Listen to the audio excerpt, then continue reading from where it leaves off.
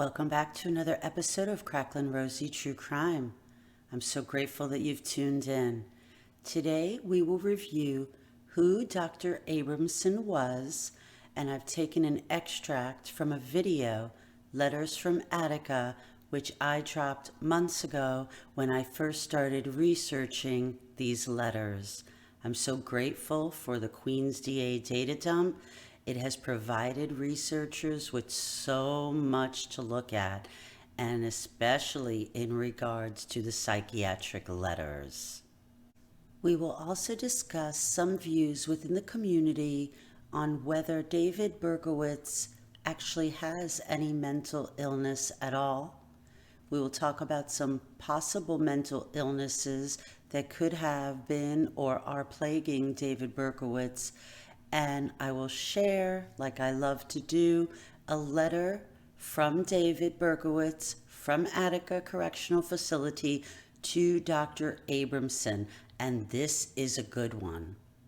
Let's begin with the extract on Dr. Abramson.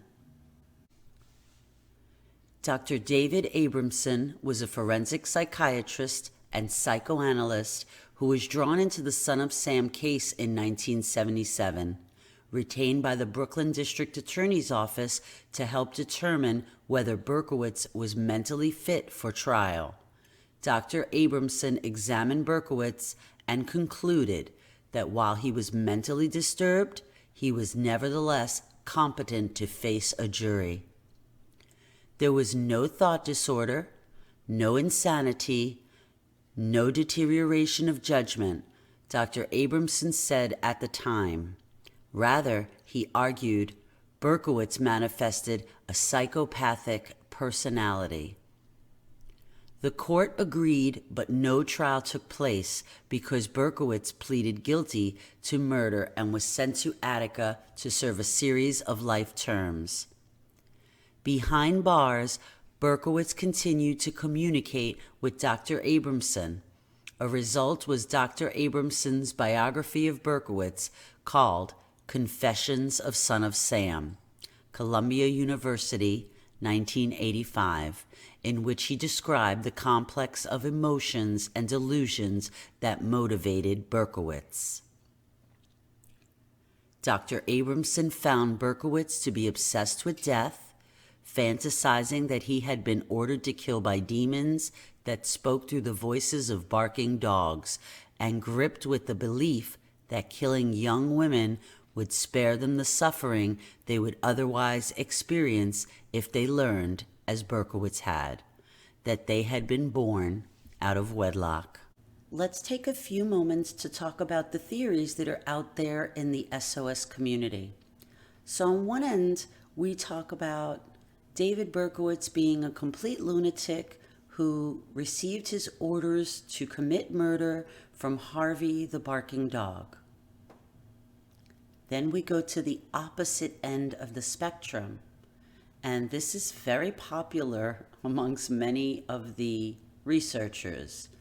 David Berkowitz had absolutely no mental illness, and he faked it all just to secure an insanity plea. And then we'll look somewhere in the middle, which is where I lie in my thought pattern.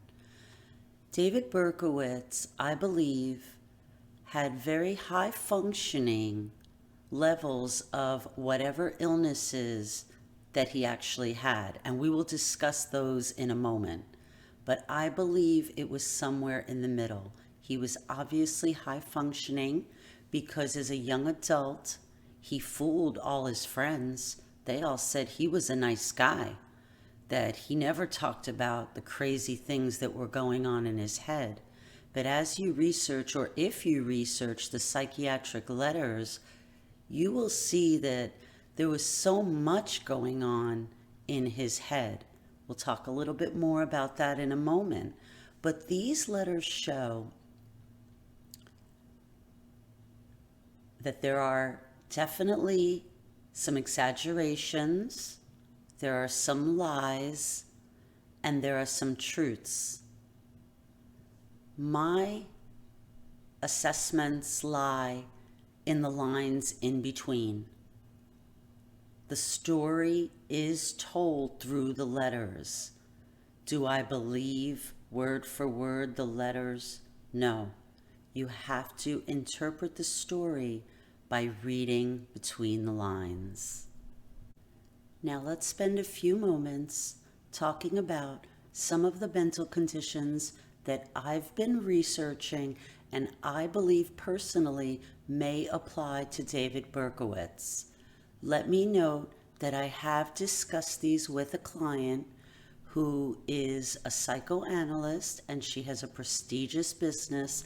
Unfortunately, she does not wish to come on screen, but she did very strongly recommend that I let you know that this is a speculation alert and that without actually treating David Berkowitz, we cannot make a definitive diagnosis.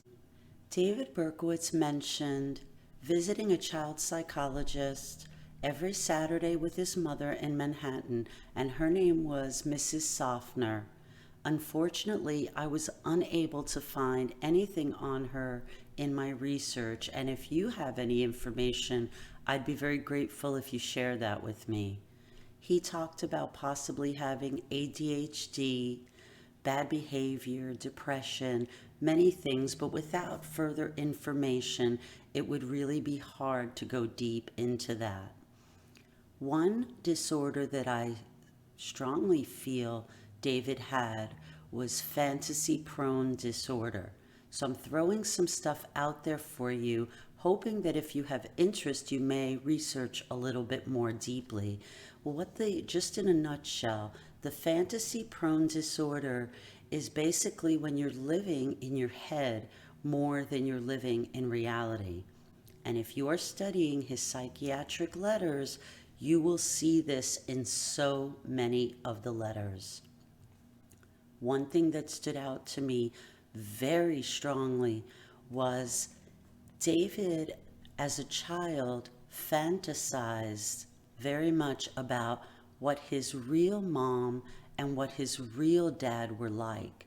And I believe that this was something that he did all the time. And it makes so much sense. If you're a child and you know you were adopted, that you would think about your natural or your biological parents is more appropriate. You would think about them. But he talks about how in his mind, the way he visualized his mother's appearance, what his dad did, his father's appearance, and this is all before he knew anything about them. At this point, he believed that his mother was deceased. His biological mother had been deceased. She died in childbirth, and the father was off. He couldn't take care of him, and he was somewhere roaming the streets, living his life. So I believe that fantasy-prone disorder is something that we need to look at. Recently, I also put out a video on misophonia, and that is when sounds can really drive you crazy. I encourage you, if you haven't seen that video, go take a look at it. It definitely applied when it came to barking dogs. He was very annoyed by gum chewing, by people that talk too fast. He would get so annoyed at these sounds to a point where he literally felt like he was going crazy. And you'll learn in that video, if you go check it out afterward, that misophonia sometimes gets stronger as you get a little bit older. So that's definitely something that you may want to take a look at. I believe he definitely suffered from psychotic episodes and delusions. That is clearly stated in his writings, antisocial behavior, and malingering. And this is important. Here's where it touches on some of that theory that many people say, oh, he made it all up. Well, I don't believe he made it all up. Do I believe that he exaggerated it and made up for his convenience? Yes, I definitely believe that he suffered from a touch of malingering in addition to all of the other ailments that I believe he had. Again, think of this in terms of levels. And think about this. Not everyone who suffers from mental illness walks around the streets like a mad person. It's usually bubbling up inside. And I strongly believe that with David Berkowitz, the mental illnesses that he was affected by were all bubbling up inside. That was just a little nugget. There are thousands of psychiatric letters. I am researching them slowly. As I find things that are interesting, I'm cross-referencing with police reports, with witness statements, with all the stuff from the data dump. So as I learn more, I'm happy to come on and share that with you. But we are going to close off tonight with the letter to Dr. Abramson that I promised you. Actually, it's also an extract from it. I'll read part of the letter to you. And in this letter, David Berkowitz accuses or tells a story to Dr. David Abramson that his adoptive mom, Pearl, was cheating on Nathan. Let's have a look. All right. Ready to read. I didn't put it on my screen because most of you say that you can't read the letters anyway, but I will guide you if you're interested in reading the whole letter. It is part 5, and I believe it's, let's see if I can get a number on here. This is from the first grouping, February 79 to July 79, to Dr. Abramson, and I believe it starts on page 103, so it's going towards the end. There's about 8 paragraphs that I'm going to read to you. I know that my mother, Pearl Berkowitz, had many sexual frustrations. I never understood this as a child, even though I suspected something. I do see the depressing circumstances of her life. She wasn't rich, much less comfortable. My dad worked all day, 6 days a week. He left for work at 7 in the morning and didn't return until 6 at night. He came home exhausted, and later on, he often fell asleep on the couch while watching television. He used to snore right there in the living room. My God, it was pathetic. Misophonia. I feel so sorry for my dad that I want to reach out and touch him right this minute. I want to hug him. He tried so hard to make ends meet, working all day to make a living. It's all pointless now because most people die before they ever get a chance to enjoy the fruits of their labors. I'll just pause that right there. I believe Nathan Berkowitz lived to be about 100. So anyhow, he was wrong on that one. They retire after 50 years of hard work. They leave their grueling job and move to Florida, which is what he did. They just begin to enjoy life when death strikes. That bastard God in the sky cuts off their lives so suddenly. How I hate him so much. What a sick, mean, sadistic God we've got running the universe. My father doesn't know this. Nobody but one person does besides me. My mother had an affair. I'm not stupid, you know, and kids could be very shrewd. I'm very shrewd. My mom had an affair with a cop from the neighborhood. His name was Louis Weiss, and he lived on Manor Avenue in the last apartment building on Manor Avenue just as it approaches Bruckner Boulevard. This was only 2 blocks from my home, and a large high-rise building is adjacent to this cop's old building. Louis was a real muscle man and physical fitness buff. He had a good build. He was all bald, but I guess ladies thought him attractive because of his build and his very hairy chest. If you think I have a hairy chest, you should have seen him. Anyhow, he used to come up to the house in the daytime. Naturally, my dad was at work. When he came up, Mom told me to go out and play, even if no one else was out, or even if I was watching a horror movie on TV. The pretense was always that he was going to help my mother clean and move heavy objects. I know that my mother was a perpetual cleaner and kept the apartment immaculate, but this was ridiculous. Nobody moved furniture around this much. I have to admit that I never caught them at anything, but actually I didn't have to. Really, I didn't.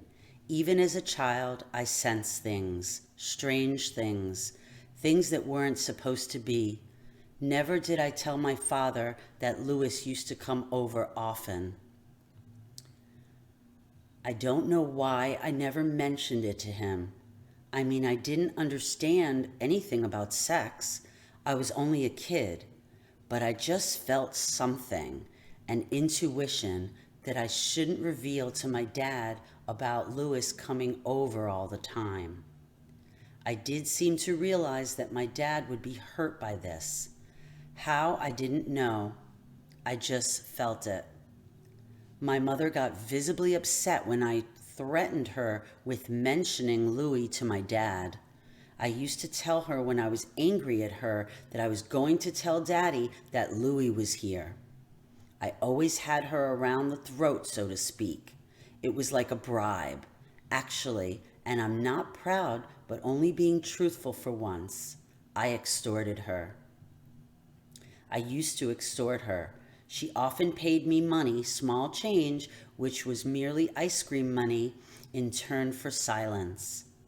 Maybe this is why I often cursed her out in the street and in front of her friends. Maybe this is why I was so vicious to her sometimes. I was very angry that she was being unfaithful. I didn't really know what being unfaithful was, not at that age. I just sensed it.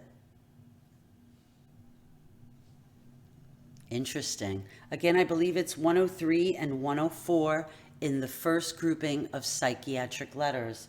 So I hope you enjoyed this short video.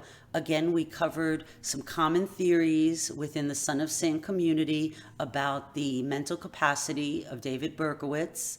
I talked a little bit about some mental illnesses and conditions that may apply. Remember, it was all speculative.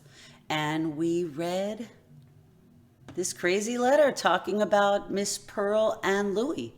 Hope you enjoyed. Once again, I thank you so much for joining me. Until the next one, have a wonderful day.